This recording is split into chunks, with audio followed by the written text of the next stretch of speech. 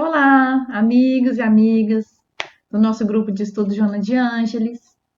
Hoje, com muita alegria, nós continuaremos o estudo do livro Conflitos Existenciais e hoje nós trataremos sobre a raiva.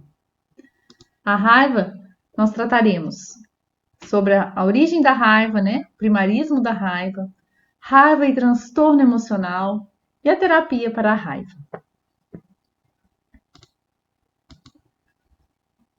Todos nós sabemos muito bem o que é esse sentimento de raiva, né? Desde pequenininhos, nós já temos isso dentro de nós, nós já conseguimos identificar exatamente o que é a raiva. A criança, ela expressa muito bem, eu achei bonitinho esse menininho, porque expressou muito bem a emoção da raiva. Nós temos isso muito forte dentro de nós ainda.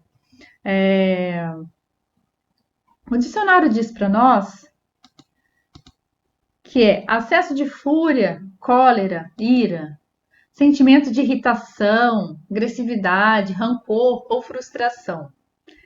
Só pelo conceito, nós já vemos que a raiva, na verdade, é muito mais ampla do que a gente imagina. Particularmente, eu achava que eu não era uma pessoa que tinha muita raiva. No entanto, à medida que eu fui estudando, eu fui identificando que realmente a raiva, ela se esconde dentro da gente. Então, apenas um sentimento de irritação que nós temos durante o dia a dia, né? O elevador que demora para vir, é o trânsito que está complicado, os motoristas que são desrespeitosos, as questões do trabalho, as questões dos filhos, né? Da nossa casa. Então, essas irritações, elas já são um sentimento de raiva, que muitas vezes passam despercebidos no nosso dia a dia, a gente não percebe, né? É impressionante.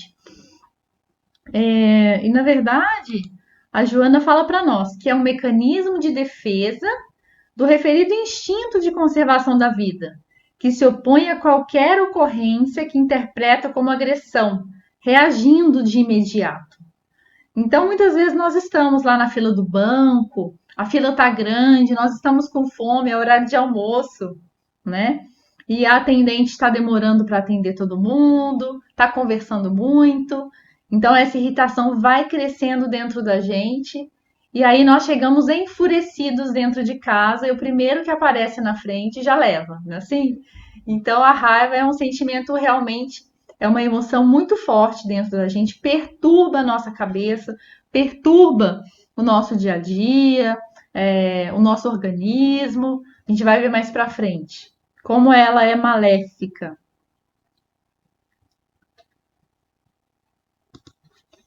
Raiva e primarismo. A raiva, na verdade, é uma emoção primária do ser humano. Então, ela vem do nosso cérebro mamífero. Nós temos aqui o cérebro triuno, que foi descrito por Paul MacLean, e muito antes da ciência de Paul MacLean, André Luiz já tinha descrito o cérebro triuno no livro No Mundo Maior, nos capítulos 13 e 4.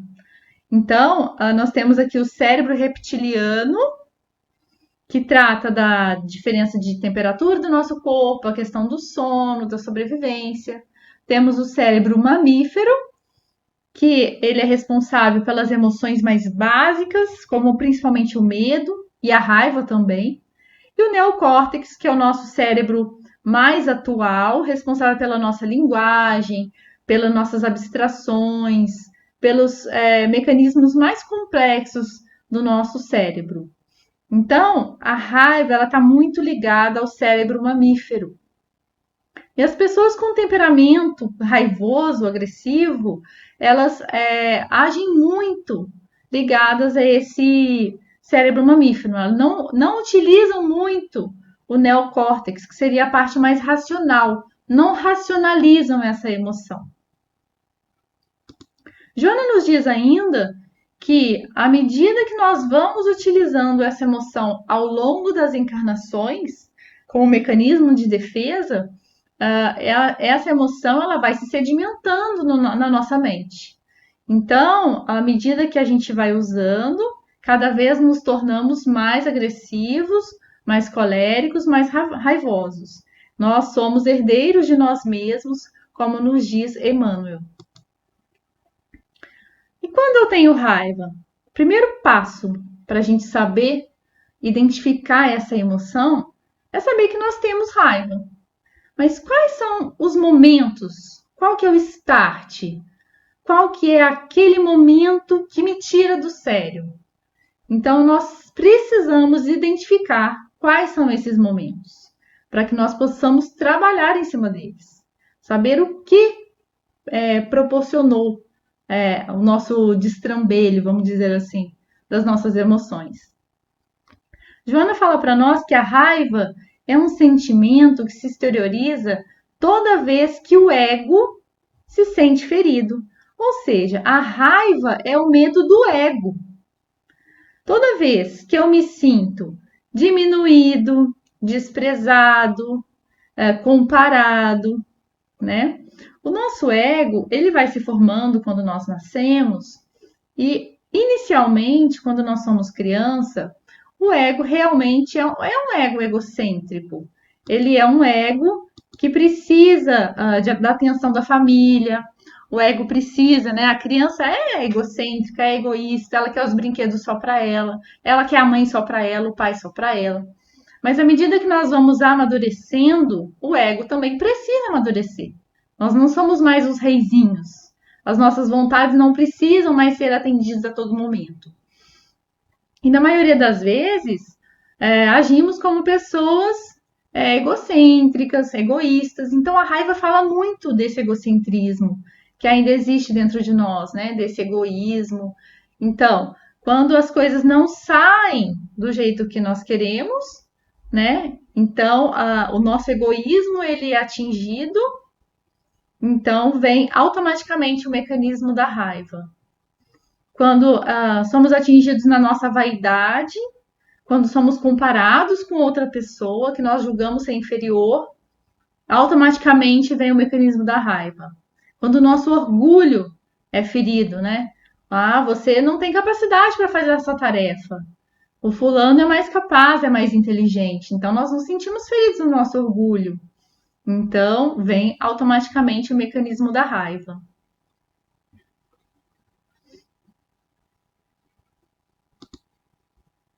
Eu coloquei essa foto porque eu me lembrei muito do meu filho Davi, quando era pequenininho, que ele era extremamente pirracento.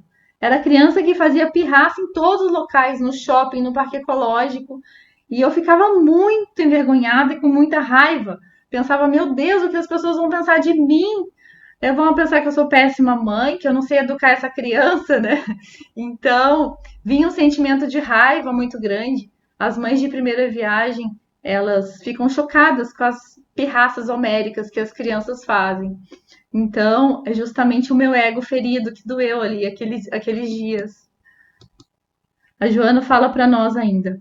Predominando nele o instinto de arbitrária dominação em falsa postura de superioridade, percebendo a fragilidade dessa conduta e a impossibilidade de impor-se, porque não considerado como gostaria, recorre ao mecanismo psicológico da raiva para exteriorizar a violência ancestral que lhe dorme no íntimo.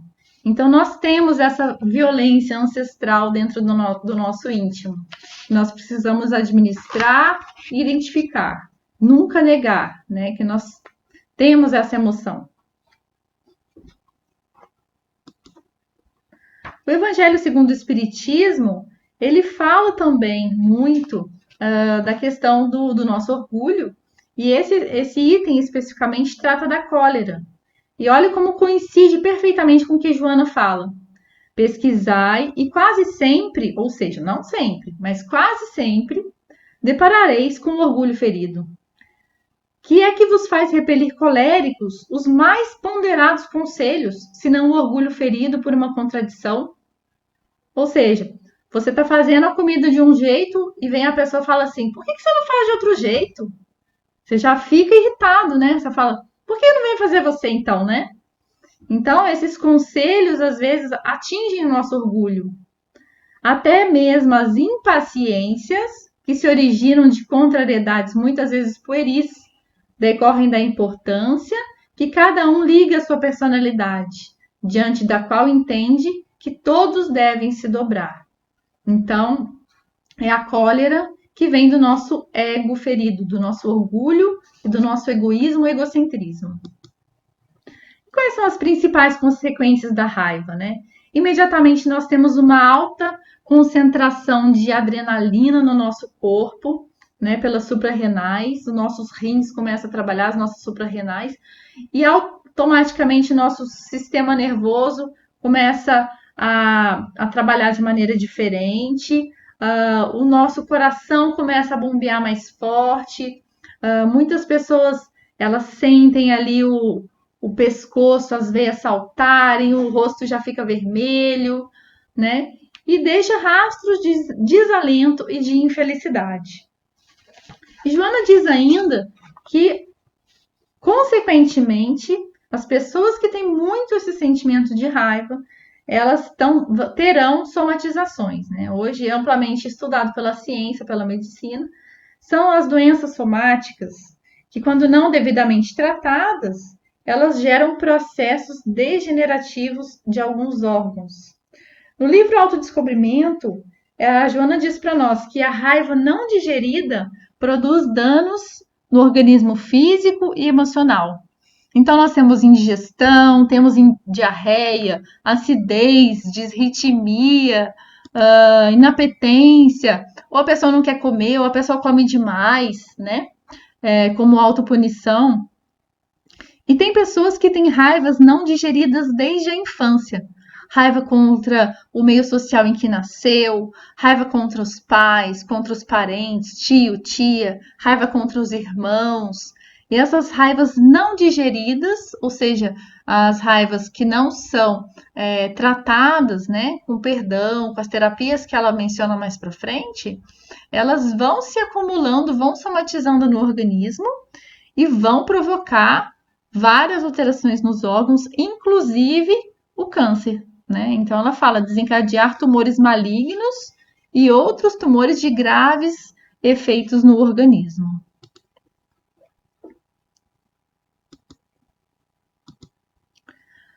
Procedência da emoção da raiva. Eu achei muito interessante essa parte, porque ela fala de onde vem essa emoção que é tão forte.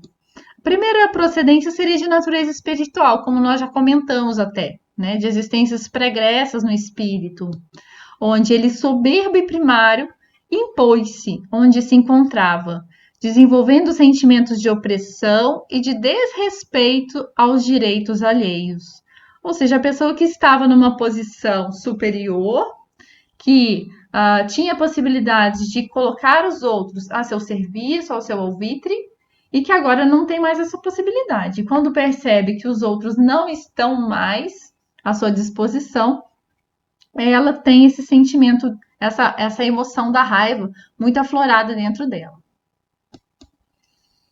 Ela diz também da questão da culpa inconsciente, que domina grande número de criaturas humanas durante o seu trânsito carnal. O que é a culpa? A culpa, como o Fábio já falou para nós na aula passada, a culpa é a raiva contra si mesmo.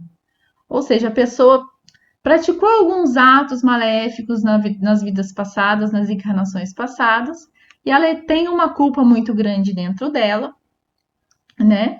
E essa culpa no seu inconsciente profundo faz com que ela ache o tempo inteiro que ela vai ser punida. Então ela acha que ela merece punição e através desse medo de punição ela desenvolve um medo, né? E esse medo muitas vezes ele é expresso através da raiva. Então a pessoa nessa situação ela age com autopunição, muitas vezes negando-se a alegria de viver. Por exemplo, aquela pessoa que encontrou o amor da vida, mas não tem coragem de se casar porque acha que não merece a pessoa tão maravilhosa, né? A gente vê casos assim. Ela se nega a alegria de viver, ela acha que não merece ser feliz. Ou ela se arma de agressividade, considerando-se vítima da humanidade maléfica. Ou seja, ela acha que ela que é perfeita, o problema são os outros. Então, essa pessoa precisa de um tratamento, às vezes tratamento até com um psicólogo, fazer uma terapia, porque essa agressividade, ela vai somatizar no corpo e ela se torna uma pessoa antissocial, uma pessoa que não é querida, sempre é vítima de todo mundo, todos estão contra elas. Tem várias teorias de conspiração contra a sua vida, contra a sua pessoa, né? Então, são pessoas que são realmente muito sofredoras. A outra procedência dessa emoção seria a natureza atual, né? Então, a pessoa nesta vida já tem uma disposição psicológica para a instalação de um conflito de insegurança íntima, ou seja, um complexo de inferioridade muito grande. Esse complexo de inferioridade empurra a pessoa para atitudes grotescas e agressivas.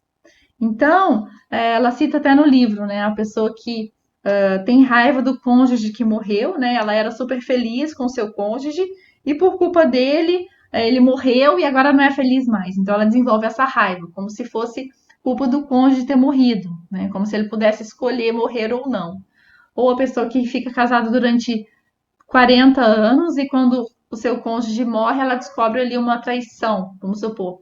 Então ela cria aquela raiva, fala, poxa, foram 40 anos perdidos. Então, ela cria um complexo de inferioridade dentro do seu coração, né? E acha que o tempo inteiro ela vai ser diminuída, vai ser agredida, né? Ela acha que as pessoas não valorizam. Então, de alguma forma, a insegurança do próprio valor e o temor de ser ultrapassado predispõe a uma postura armada contra tudo e contra todos, como se essa fosse a melhor maneira de poupar-se a sofrimentos e a desafios perturbadores. Todos nós temos na nossa vida sofrimentos e desafios perturbadores. Nós estamos aqui, nós não viemos de férias, estamos aqui para aprender, né? E quando nós nos colocamos em uma postura de competição, isso é muito interessante. Nós estamos o tempo inteiro competindo, competindo no trânsito, competindo no trabalho, competindo em casa, a gente se predispõe a uma postura de raiva. Agora, quando nós estamos na postura de colaboração, nós não achamos que as pessoas estão aqui para nos prejudicar. Então, nós nos colocamos numa atitude colaborativa, conseguimos ter mais amigos, conseguimos viver com mais paz.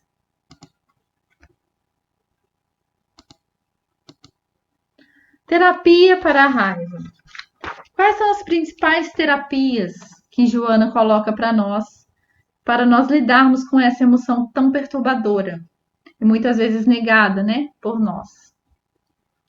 No livro Autodescobrimento, ela diz para nós que ninguém deve envergonhar-se ou conflitar-se por se sentir vítima da raiva, fenômeno perfeitamente normal no trânsito humano. Então, assim, muitas vezes eu coloquei essa fotinho porque a gente acha que por nós estarmos vinculados à doutrina espírita, estarmos empenhados no nosso melhoramento, na nossa reforma íntima, que nós não devemos sentir raiva. Nós nos envergonhamos de ter essa emoção. Joana, no entanto, nos fala que esta emoção é perfeitamente normal no momento em que nós vivemos aqui na Terra, né? E o ser humano processa seu desenvolvimento intelecto-moral passo a passo, sem o salto de largas conquistas. Ou seja, o nosso desenvolvimento psicológico, moral, emocional, ele vai passo a passo. Então, é lógico que nós devemos atuar ativamente no controle das nossas emoções, mas é uma emoção perfeitamente normal. O que ela diz que eu achei muito interessante é que nós não devemos permitir uma falsa postura de humildade, fingindo santificação antes de ter alcançado a plena humanização. Quando a gente parece que não está com raiva, a gente joga a raiva para dentro, ou seja, a gente reprime a nossa raiva. o importante é não reprimir a raiva e também não alimentar a raiva, porque a raiva alimentada, ela vira um ressentimento, né? Que é diferente da disciplina.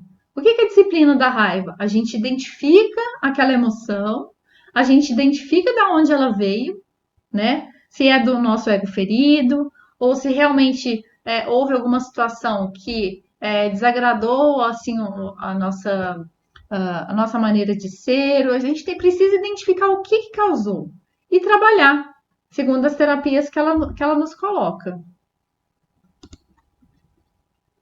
Então ela diz para nós assim: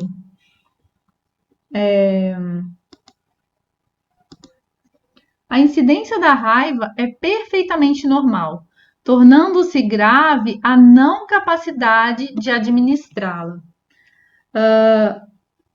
O ressentimento é a raiva não digerida.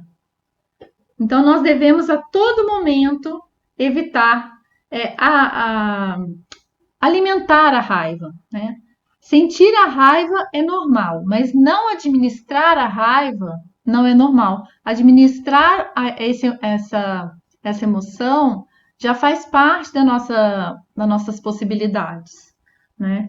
Então, ela diz, inclusive, que, por exemplo, uma pessoa que, por ser espírita, fica casado muitos anos, sei lá, 20, 30, 40 anos, e vai acumulando as raivas, vai tratando aquilo, depois vira ressentimento, depois, muitos anos depois, a pessoa pode desenvolver uma depressão, por não ter digerido todos aqueles acontecimentos, todos aqueles conflitos que tinha dentro dela, né? Então, é muito importante a gente ter isso em mente, que nós não somos perfeitos, que nós ainda não somos santos, e que nós devemos, assim, agir para trabalhar essa emoção.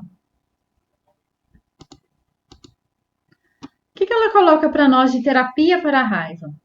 Primeira terapia, que André Luiz e Emmanuel sempre falam muito para a gente, é a terapia do silêncio.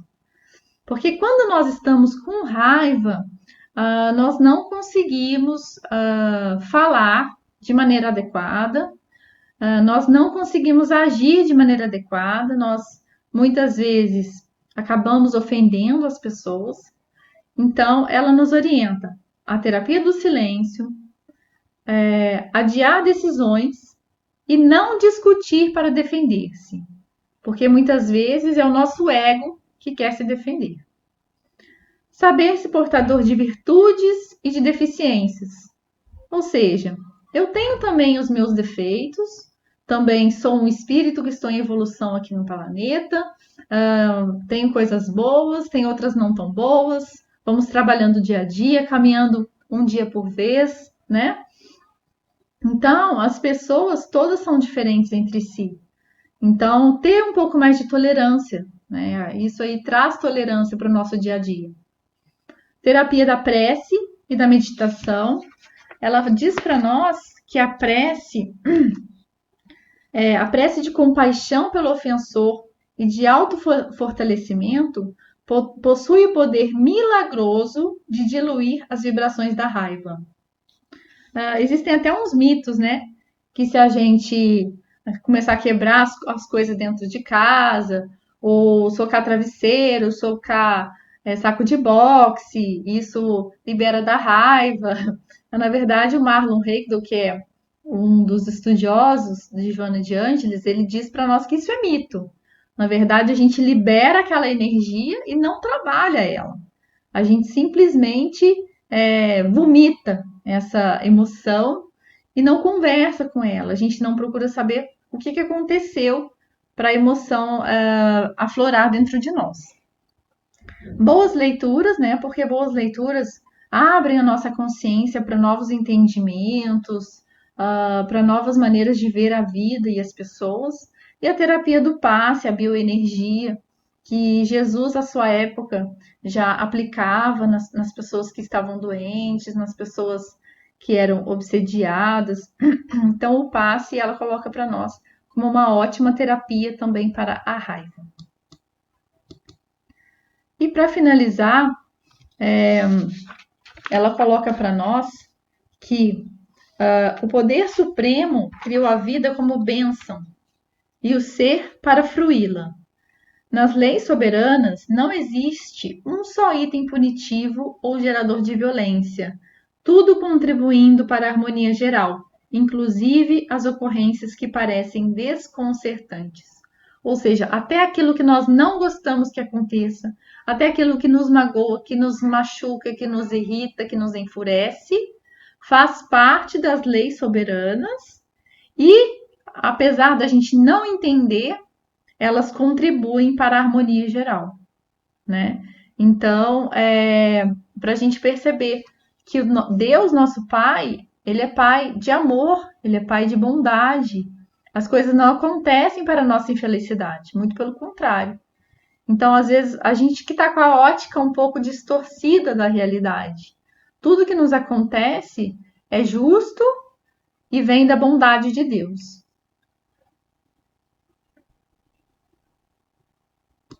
Ela coloca assim: diante da raiva é necessária a aplicação do antídoto equivalente para liberar-se. Não adiantam o perdão externo e a aparência, mas a sua eliminação, assim como dos seus efeitos. É aquele perdão falso, né, que a gente fala: "Ah, tá perdoado", mas no fundo, a pessoa ainda leva aquela mágoa, aquele ressentimento, não conversa mais. Ah, eu perdoo, mas não quero perto de mim. Assim? Então, isso não é perdão. Então, ela fala que quando Jesus propôs o perdão das ofensas, ele se referiu ao esquecimento das ofensas, ou seja, a diluição da raiva na água lustral do amor. Então, nós devemos trabalhar dentro de nós para que a emoção da raiva ela não se perdure e ela não fique dentro de nós. O perdão, na verdade, é a grande terapia, o grande antídoto que Jesus nos trouxe há mais de 2000 anos. Então, eu espero que o estudo contribua para o nosso entendimento acerca dessa emoção, que eu percebi também que é tão presente na minha vida, acho que na vida de todos nós aí no dia a dia, e que nós consigamos, com a ajuda de Joane, com a ajuda de Jesus, estarmos cada vez mais em paz, né? Sermos a cada dia mais mansos, mais pacíficos, estarmos mais próximos do Mestre. Agradeço a paciência e a presença de todos. Uma ótima noite a todos.